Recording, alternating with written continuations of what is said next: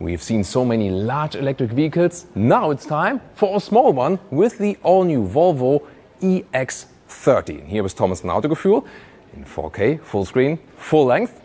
Let's go with all the details. Thor's hammer, LED signature, now in this segmented way. The main headlamp unit above it and below it.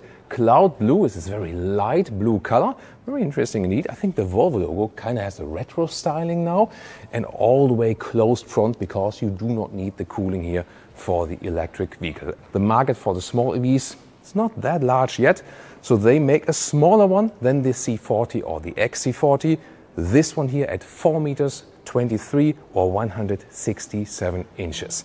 Wheels from 18 to 20 inch. These are the biggest ones. Yeah, the Volvo lettering is here, but I think still a classic Volvo logo in the middle part is missing. And this is also a Volvo of hyperlatives or superlatives because it is the smallest Volvo SUV so far. It is the quickest Volvo SUV ever. And it is also the most sustainable one from new production, using 25% less CO2 and also raw materials and so on if you compare it to a C40 or XC40. Make no mistake, a used vehicle is always the most sustainable one because it's already built. But when you build new cars, it's of course very important also to bring down the use of resources and so on. Here the design, contrasting black roof and a very strong C-pillar. Overall, some angular design we see. Rear-wheel drive or all-wheel drive, then with one electric motor at the axle each. And the all-wheel drive version then at 3.6 seconds in the acceleration figure to 1 kilometers an hour or 62 miles an hour. The top speed is 180 kilometers an hour or 112 miles per hour. Overall, kind of boxy design also in the rear. I like that angular styling. What about you? Tell me in the comments. Also here with the signature of the rear lights.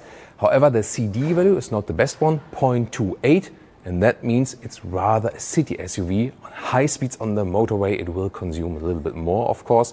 Well, then you get two different battery sizes, either 49 kilowatt hours net or 64 kilowatt hours net. Then the bigger one, I would also recommend to have just a little bit more range buffer. Realistic figure for the bigger one, probably like some 400 kilometers or 250 miles. However, recharging is pretty cool. AC charge 11 or even 22 kilowatt and the DC charging 155 kilowatt. That means 10 to 80% state of charge in 26 minutes. Zzz. Ahsoka has the white lightsaber, right? That's why I'm taking this one today. I'll soon show you why. So let's take a look at the possible frunk. Yes, there is one, a small one, and when you fold it up, you have space for a charging cable, and underneath, that's why the light or the lightsaber of Ahsoka, here there's a nice moose pictogram. Not sure if you noticed, but there's one design detail here. If you look from a little distance, it seems that the hood would be like standing out here or is overlapping. But if you come closer, you can see it is actually quite close to the chassis, so that's rather an illusion. And turning indicators here in the front, they replace the daytime running light. That looks pretty cool, doesn't it? And in the rear here, the indicators are pretty small, but still visible enough, I would say. This will be your new Volvo membership card. Yeah, I'm not kidding. This will be the car key, like we know from Tesla, for example, or use your smartphone here with the NFC connection, holding it right there. Then door closing sound. Nice, that's really solid. Inside of the doors, you can see a very minimalistic design here also with the door handle from the inside. That looks quite cool. And you get different decor elements. This is also made from recycling material. Soft touch at the top part and here also for your elbow. And what I like is here that you got the hard plastic, but then you have a structure here so it looks a little bit more premium. And the inside of the door can fit a lot of things, and you see there is no button lever whatsoever, also to reduce the complexity. And if that is too much for the decor for you, there are different decor stylings available. For example, also a recycled denim decor element. Same also in the counts here for the dashboard, and the air vents are already here at the side. It's also a very interesting design. Oh, and I like this EX30 badge right there on the inside. Seats also sustainable. For example, these the Nordico seats. It's a high-grade leather red with a mix of fabric. And once again here also recycling and also using plant-based oils. So that's the way to go. Same also counts for the steering wheel. Let's get inside. It's a small SUV. You can adjust it then here in the lower part. So just one button basically here for back and forth of the back part, going back and forth with the lower part. It's actually a very easy and intuitive control. And well, it is small from the outside, but I have quite good comfort here as a tall person with 189 or 602. When I go here to the side, still leaves some headroom, and even more than to this fixed panoramic roof. So you can go for this one or for a completely closed fixed one. And the steering wheel has a manual adjustment right here, up, down, in and out. Well, this is a prototype vehicle, but however, you can see these are not the instruments, and you can have like it's a camera sensor in there, and that it watches you basically, that you get, you know, fatigue or something, and it warns you. But you can see when you adjust the steering wheel, it basically lifts up and down a little bit. Yeah, that's maybe the one weird thing I discovered here. And if you wonder why is it the case, well, it moves because it wants to track your eyes. We remember, for example, from Mercedes vehicles, often I set the steering wheel to a position like very low, and then I'm blocking these sensors. However, do I want to be tracked in the vehicle? Me personally, not. What about you? Interior cockpit overview. Once again, very clean here. 12.3-inch screen, vertical styling, then a very present deco element styling, and you can pick different stylings, as I said. Here, somewhat soft touch dashboard, and also very unique first ever soundbar in a vehicle. Different speakers inside this one soundbar, but why are they doing that? First of all, either a bass one or this one, the Harman Kardon, optionally, and then you just have it at this very place. And there's no speaker at the inside of the doors, no wires, no cables. Also better sustainability because less material is being used. Very interesting, isn't it? On the steering wheel, you have one button per side, but with different functions. You know, I like to have separate buttons to push. Yeah, that's what I said. But at least you have some haptic feedback here.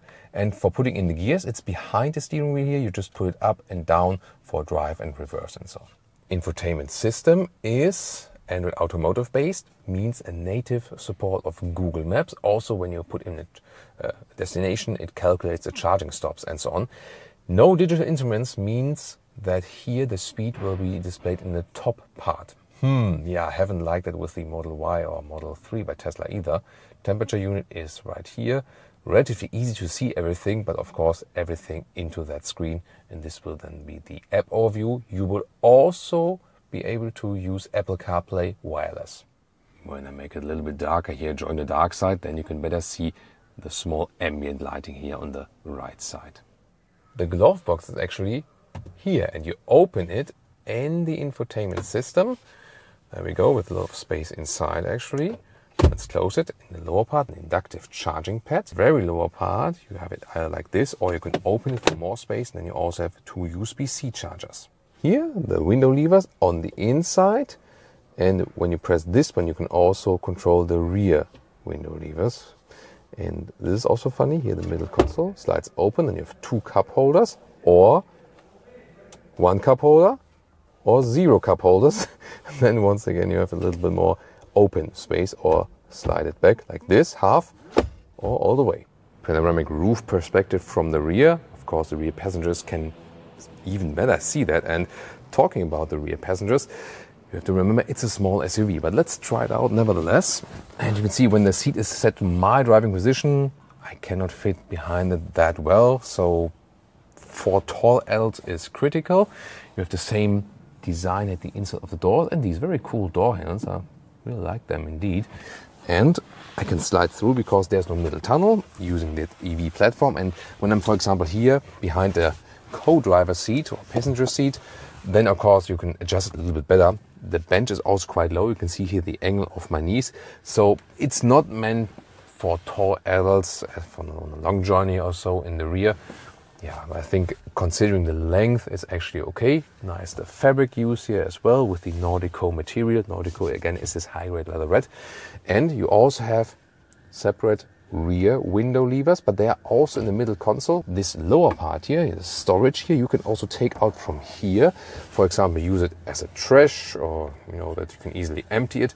And once again, we have these pictograms of the moose. You know that the kids also have some fun with it. So now not only holding the white lightsaber, but also the dark saber, because it's time to measure the trunk. Here, there's the button to open it, electric hatch, and We can first take own measurements. Here, the length here, yeah, is about 72 centimeters to this notch. It's about 28 inches. You can see it's of course not the biggest one, but it's a city SUV. It's supposed to be small, and underneath you have even more space. For example, you could also fit a charging cable here. If you want to know all measurements, you can also just look here above.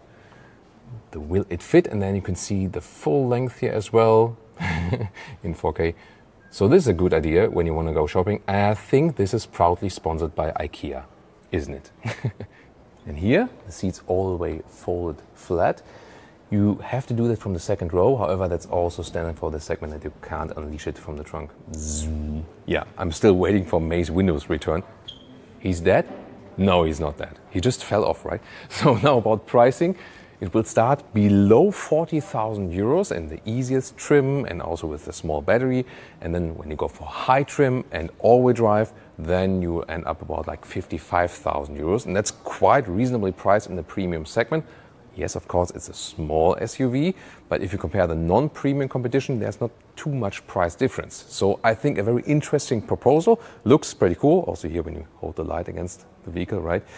And on the interior, this reduction of complexity, yes, we know it already from Tesla, and it looks very clean, and some new approaches are actually quite promising. The question is, will it also deliver in performance? For example, you put the soundbar, it looks quite clean, and also less cables, speakers, and so on.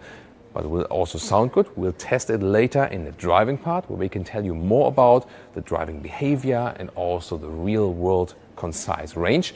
If you subscribe, you won't miss it. And now tune in to competitors of this vehicle.